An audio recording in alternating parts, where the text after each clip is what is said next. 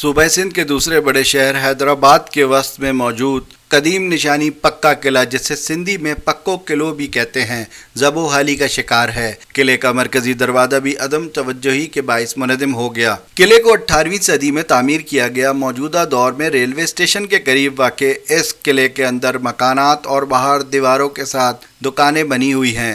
حکومت سندھ نے اس قلعے کو قومی ورثہ قرار دیا تھا، مگر لاپرواہی کی وجہ سے شہر کے اس اہم مقام کی دیکھ بھال نہ ہونے کی وجہ سے اس کی حالت کافی خراب ہو چکی ہے۔ متعلقہ محکمے نے قلعے کی دیواروں، دروازے اور میروں کے حرم کی بحالی کا کام شروع کیا تھا۔ کچھ عرصے قبل قلعے کا مرکزی دروازہ گرنے کا واقعہ حادثاتی تھا یا متعلقہ حکام کی غفلت، یہ سب تو تحقیقات کے بعد ہی پتہ چلے گا۔ حیدرآباد کا پکا قلعہ کلوڑو خاندان اور تالپور خاندان کے عروج و زوال اور انگریزوں کے قبضے کا گواہ ہے۔ ماہرین آثار قدیمہ کے مطابق کلوڑو خاندان نے خدا آباد، نصرپور سمیت دیگر علاقوں میں اپنی تخت گاہ بنانے کے بعد حیدرآباد کا رخ کیا، جہاں گنجے ٹکر یعنی کہ پہاڑی کا ٹیلہ پر قلعہ بنانے کا فیصلہ کیا کہ دریائی سیلاب سے محفوظ رہا جا سکے۔ سندھ کے معروف تاریخ نویس ڈاکٹر نبی بخش بلوچ لکھتے ہیں کہ نیرون کوٹ میں ایک قدیم قلعہ تھا جو ختم ہو گیا تھا۔ یہاں نئے قلعے کی تعمیر کے لیے کھدائی کے دوران کچھ انسانی ڈھانچے بھی برآمد ہوئے۔ نیرون 6 صدی عیسوی میں رائے گھرانے کی حکومت میں برہمن آباد کے گورنر کے زیر انتظام تھا۔ 7ویں صدی میں اس کا حاکم ایک بدھ بخشو تھا۔ فوجی اہمیت کی وجہ سے راجہ داہر کا بیٹا جسینہ یہاں آتا تھا۔ حیدرآباد کا پکا قلعہ مٹی اور چونے سے بنایا گیا تھا۔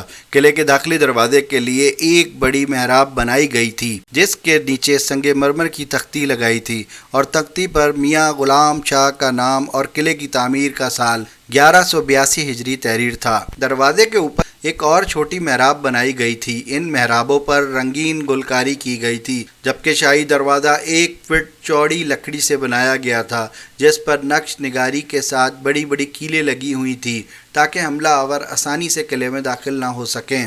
کلوڑو خاندان کے بعد حیدرآباد اور اس کا قلعہ تالپور خاندان کے زیر انتظام رہا، جنہوں نے اس میں جہاں مزید عمارتیں تعمیر کی، وہیں اس کی رنگینی میں بھی اضافہ کیا۔ کتاب حیدرآباد کی تاریخ کے مطابق قلعے کے اندر میر نصیر خان نے ایک حویلی تعمیر کرائی، جس میں دربار لگایا جاتا تھا، جس کے آنگن، ستونوں اور اندرونی چھت پر نفیس نقش نگاری موجود تھی، اور دیواروں پر تصاویر بنائی گئی تھی جس میں مغلیہ طرز کی طرح میروں کے دربار کو دکھایا گیا تھا۔ جیمز بنز کے مطابق میروں نے خوشنما لباس پہن رکھا تھا، وہ ایک شاندار کمرے کے کونے میں نصف گلائی میں بیٹھے تھے۔ حیدرآباد کے اس قلعے کی صورتحال تالپور دور حکومت میں خستہ ہونا شروع ہو گئی تھی، جس کا پتہ خود انگریز فوجی افسران اور سیاحوں کی تحریروں سے ملتا ہے۔ جیمز بنز لکھتے ہیں کہ قلعے کے دفاع کے لیے سپاہیوں کا ایک چھوٹا دستہ تعینات تھا۔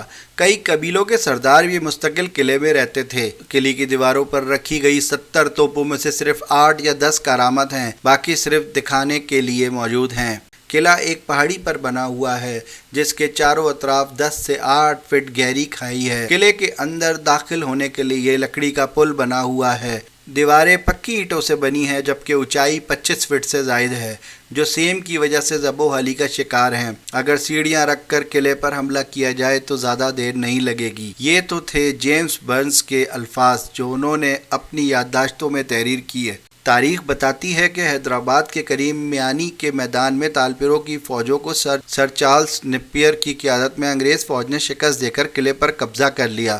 انگریزوں نے میروں کو اس قلعے میں قید کیا تھا۔ اس قبضے کے فوری بعد لیفٹیننٹ ولیم ایڈورڈ نے 1846 میں یہاں کا رخ کیا اور قلعے کے اندرونی اور بیرونی اسکیچز بنائے۔ یورپی افسران نے اسے چھاؤنی میں تبدیل کر دیا۔ ایڈورڈ لکھتے ہیں کہ قلعے کے وسط میں ایک بڑا ٹاور ہے، جس سے چاروں اطراف پر نظر رکھی جا سکتی ہے۔ یہاں خزانہ رکھا جاتا تھا، جس کی مالیت 20 ملین اسٹرلنگ سے کم نہ تھی۔ وہ کہتے ہیں کہ شہر میں چھوٹے پیمانے پر تجارت ہوتی ہے، جو صرف اس شہر کی کھپت کے مطابق ہے۔ 1857 کی جنگ آزادی کے وقت قلعے کے اندر جو بھی عمارتیں تھیں انہیں منہدم کر دیا گیا تھا، اور زمین بارود خانے کے لیے استعمال کی گئی تھی۔ قیام پاکستان کے بعد حیدرآباد آنے والے مہاجرین کی ایک بڑی تعداد نے اس قلعے میں عارضی پناہ لی۔ ذوالفقار علی بھٹو کے دور حکومت میں یہاں کے رہائشیوں کو لطیف آباد میں متبادل جگہ فراہم کی گئی تھی۔ اس وقت قلعے میں 70,000 کے قریب آبادی مقیم ہے۔ قلعے کی دیواروں کے ساتھ گھر اور دکانوں کی وجہ سے نکاسی اس قلعے کو مزید کمزور کر رہا ہے۔ سندھ کے تہذیبی اور تاریخی ورثے کو بچانا انتہائی ضروری ہے تاکہ آنے والی نسلیں اس قدیم تہذیب کو دیکھ سکیں۔ حکومت کے ساتھ ساتھ ہم شہریوں کا بھی فرض ہے کہ اپنے قومی ورثے کی جس حد تک ہو سکے دیکھ بھال کریں۔ ویڈیو کے بارے میں اپنی رائے کا اظہار کمنٹس میں کریں۔ شکریہ۔